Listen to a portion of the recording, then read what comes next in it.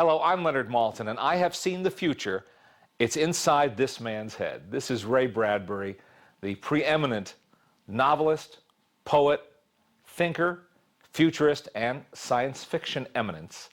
And it's a great pleasure to talk to you about a subject we both care about, Walt Disney. Thank you, thank you. Thanks for talking to us, Ray. Pleasure, great to be here. When did you meet Walt Disney? It was a wonderful thing. I was Christmas shopping one day about 40-odd years ago. I was in a department store, and I saw a man coming across the store with a huge load of presents in his hands and his head tucked over the top. And I looked at his face, I said, my God, that's Walt Disney, my hero. I admired him since I was 8 years old. So I ran over to him and I said, Mr. Disney? He said, yes. He said, my name is Ray Bradbury. He says, I know your books. I said, oh, thank God. He says, why thank God? I said, because someday in the near future, I want to take you to lunch. And then he said, tomorrow? How about that? When's the last time someone said tomorrow to you? So the next day, I was in his office, had a card table, soup and sandwiches, and we babbled like a couple of kids. What surprised you most about him as you got to know him a little bit? What surprised me was how ordinary he was. In other words, there's nothing flamboyant there. It was like having lunch with my papa. But the great thing was that he knew that I listened, and he knew that I cared, and he would go out of his way then to entertain me. I went for lunch one day over the years, and on the way in, his secretary said, you have 1 hour at 1 o'clock out. He's got a busy schedule. I said, okay. So we sat at lunch and we babbled like always about everything. And at 1 o'clock, I jumped up. I said, thanks, Walt. I got to go. He said, wait a minute, I got something to show you. So he took me out on the lot. He showed me the new hippopotamus. They're working on a new Lincoln robot. He had to show me that. And the people mover. We came back to the office at 3 o'clock, 2 hours late. And the secretary looked daggers at me. And I said, no, him, you know. So that's an example. And enthusiasm was Walt Disney's middle name. Absolutely. You could tell that from afar, and I'm glad that it translated to your meetings with him as well. Is the story apocryphal or true that you asked him about running for mayor? We've had some bad mayors in L.A. and with rapid transit and all the problems. And one day at lunch I said, Walt, I really think you should run for mayor. He said, Ray, why should I run for mayor when I'm already king? Which I think is very good, very good. Very good indeed. One aspect of Walt's personality and mindset and worldview was that he really was a forward-thinking man. And in many ways, I think he was a futurist. Would you agree with that assessment? He was ahead of everyone in the whole world, as far as I'm concerned. The things he did as a cartoonist, an animator during the 20s and 30s, putting his reputation, his name, his money on the line. People told him that he couldn't make sound cartoons. He made them. They said, you can't make Snow White, it won't work. He put all of his money in that, got loans on the studio, put that out, very successful. Fantasia took a huge chance. It was years ahead of its time. It still is, still is. He gambled on that, and for a little while lost, because the film didn't make that much money. But then about 6 years later, it started going out in the world and people realized what he had done. So with Disneyland, with his work at the World's Fair in New York in 1964-65, proved that he was ahead of everyone, always. And he led his colleagues, of course, and his staff in the same direction. And they often didn't know where he was leading them, but they caught on fast. And he seemed to be a great orchestrator of talent that way.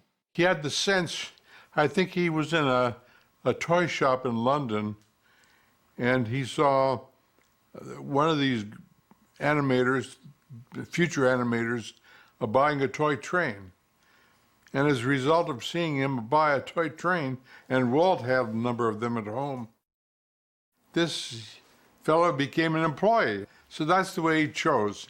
All of the people that Disney employed were gentle people, and he had the knack for picking them. I want to ask you about some of the specific projects that he worked on, but before I want to sort of set the stage a little. For people who are too young to have experienced it and need to know a little about this, why did science fiction flourish as it did in the decade of the 1950s? Science fiction started to come alive as a result of the impact of the various technologies. Radio during the 20s and 30s, then the invention of television started in 1929 but came to birth in 1945-46. So that by 1950 you had all this amassing of technologies and people's interest in what cars were doing to us, telephones were doing to us, and what TV was doing to us, plus the atom bomb. So with the impact of all these technologies, it was only natural that eventually someone would say, why don't we begin to do films about this? Why don't we do books about this? And I was lucky to be born at just the right time and came to fruition when I was 30 in 1950, and I've benefited from this. What year was The Martian Chronicles first published? 1950. 1950. And then how many years later was Fahrenheit 451? 3 years later. You were right in the midst of all of this. Yes, indeed. Well, in 1954, when Walt Disney put his Disneyland TV show on the air, and while he was building Disneyland, the park, one key element was Tomorrowland. And I wonder if there would have been a Tomorrowland as effective at any other time as it was right at that moment in the 50s. He too was in the midst of that decade of thought and imagination and worry and fear and projections about the future. He reminds me of that fabulous story of the man who jumped on his horse and rode off in all directions. In other words, there were 4 parts to Walt, as there were 4 parts to Disneyland. So he knew enough to pay attention to the past, he knew enough to pay attention to the present, and then he had the foresight to talk about the future. I was very protective of him and Disneyland. I went there the first time with Charles Laughton, the great English actor, and he took me around Disneyland, and he became Captain Bligh when we got on the Jungle Boat, and he keel-hauled people all the way around the ride and plowed through the crowds and took me on the Peter Pan ride over Big Ben at midnight. So when intellectual critics from New York criticized Disneyland, I wrote a letter to the nation saying, if it's good enough for Charles Laughton, it's good enough for me. Let me give you another story. I came back from Paris one time about 10 years ago, went to Disneyland, and I looked on the side of Sleeping Beauty's castle, and I called John Hench over at Imagineering. I said, I just noticed something about Sleeping Beauty's castle. There's a spire there that I saw last on top of Notre Dame and the Palais de Justice in Paris. I said, how long has that been there on Sleeping Beauty's castle? He said, 20 years. I said, who put it there? He said, Walt did. I said, why? Because he loved it. I said, that's why I love Walt Disney. It cost $100,000 to build a spire you didn't need. The secret of Disney is doing things you don't need and doing them well, and then you realize you needed them all along. Everything contributes. Everything adds to the whole. I've been watching the Disneyland TV shows, the Tomorrowland shows that were done in the first season when Ward Kimball did a series of shows about space travel. And they called on people like Willy Ley and Werner von Braun and Heinz Haber to project into the future, the near future, as it turned out. But what occurred to me in all of this was that so many people who look into the future see only bleakness, see only the worst that humanity will suffer from the changes and the upheavals. Walt was an optimistic futurist, and that's rare. Could you comment on that? If there's any secret at all, it's because Walt, like myself, is not an optimist, but an optimal behaviorist, which means that every day of your life, if you behave well, you begin to feel well, huh? So that's not false, that's real.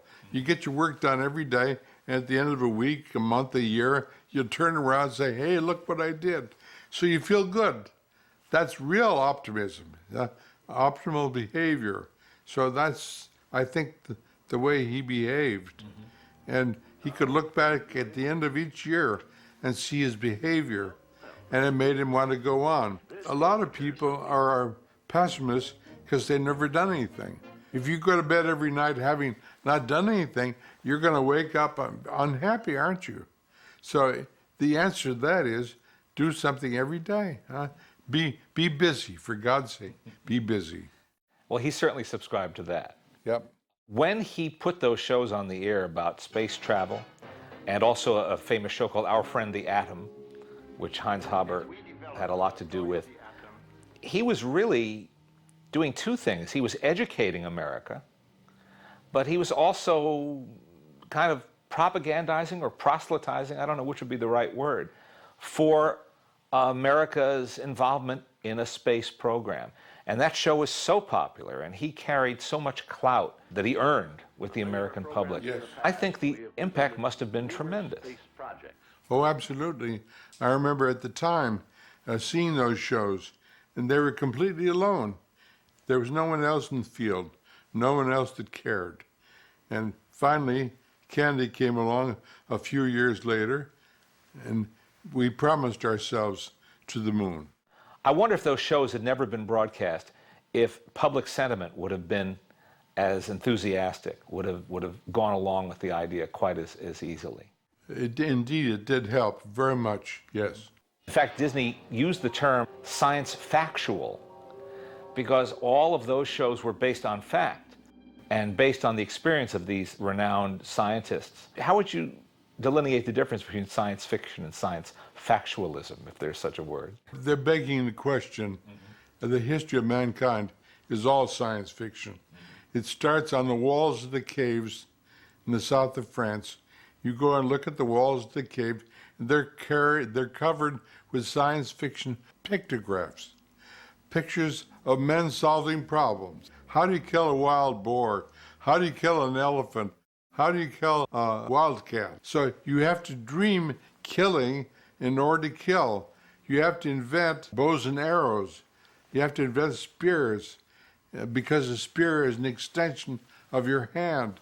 A bow and arrow, all these things are extensions of the mind. So you dream a thing first.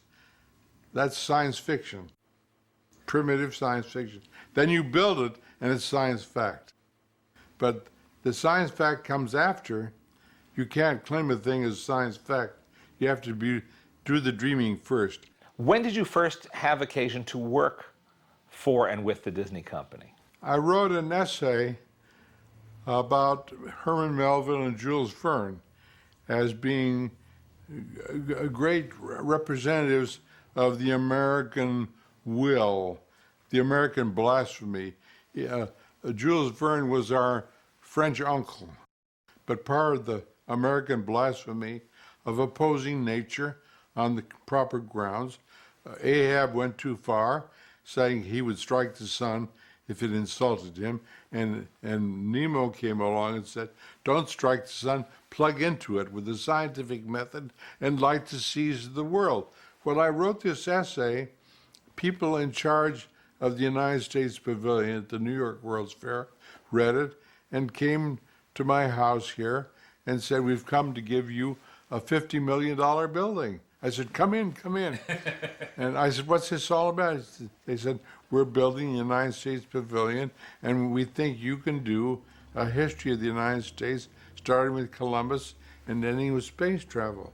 So because of that essay, I took over. The Disney people saw long way around to the point here. The Disney people, saw what I'd seen, what I'd done, and they came to me and said, "We have a $50 million building, too. Will you help us stuff it with metaphors?"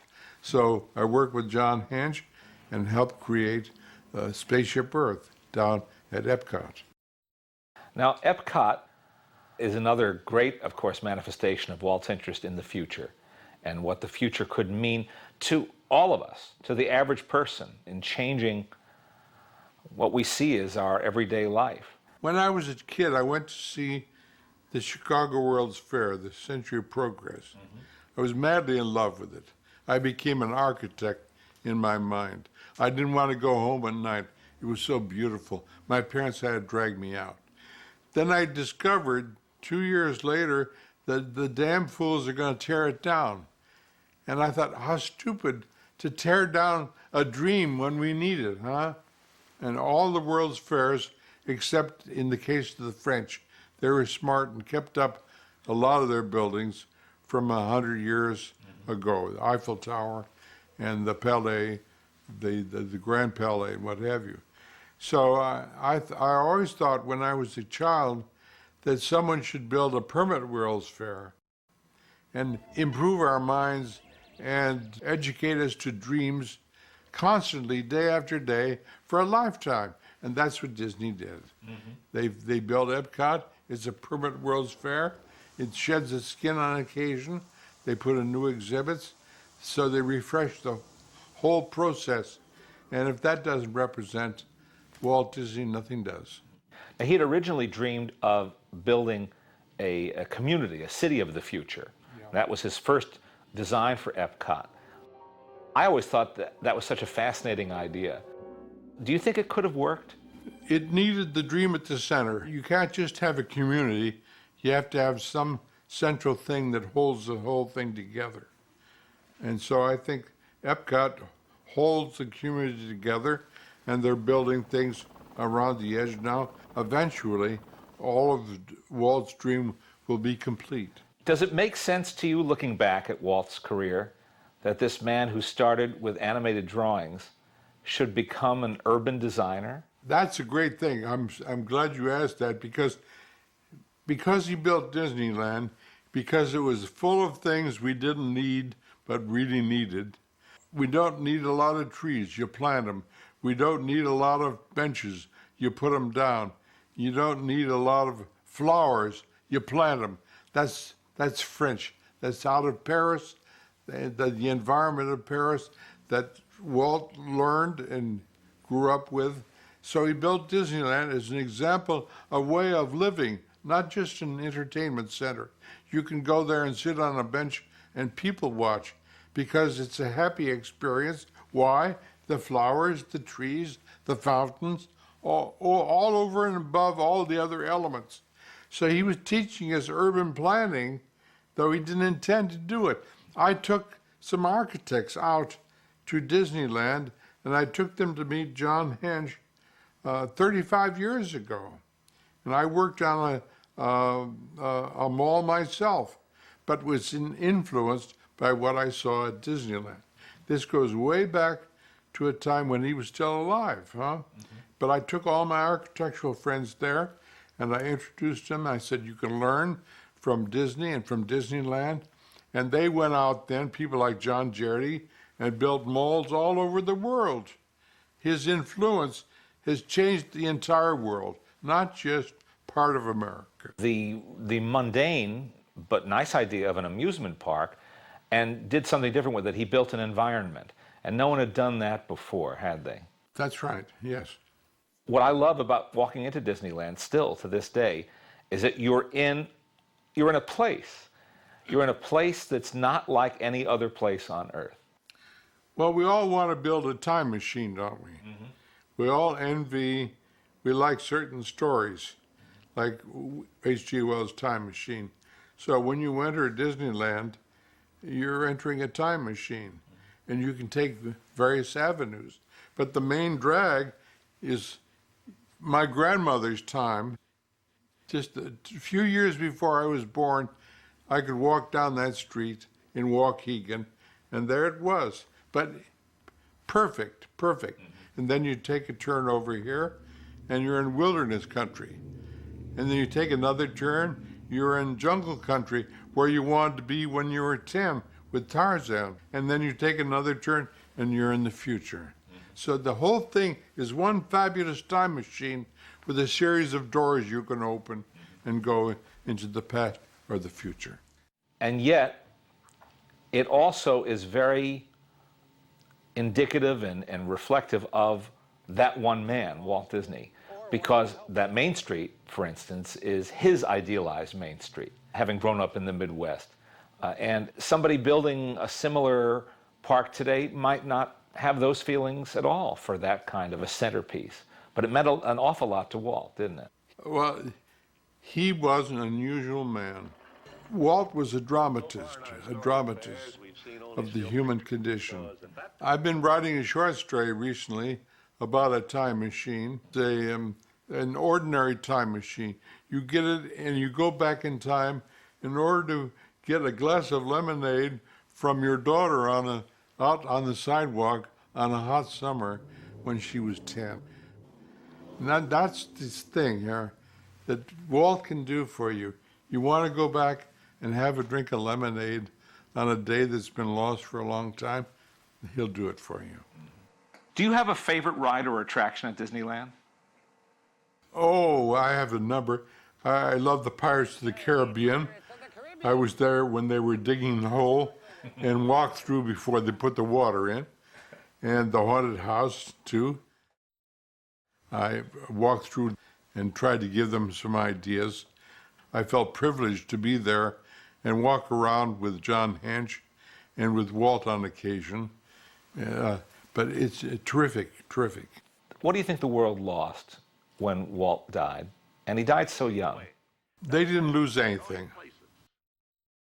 His personality, his memory is so strong that the world goes on changing. We've got the Grove Mall that opened here at 3rd and Fairfax recently. That's pure Disney. It's built by all the people that he influenced when he was alive. People are always saying to me, do you believe in immortality? I said, yes, I do.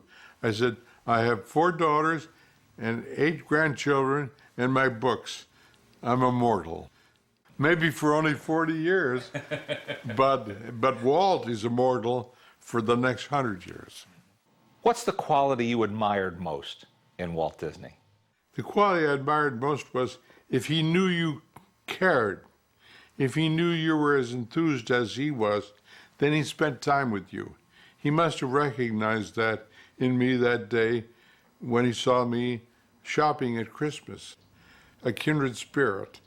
So it's that ability to know when someone's really listening. You don't want to wander around a shop and pretend to care about what you're seeing, because the Disney studio is a Renaissance shop. The Renaissance is not dead, it's still alive. All these crafts and arts are still alive because of that enthusiasm. Ray, thanks so much for sharing your thoughts and your memories and your ideas and your great spirit with us. Thank you. It's been a pleasure.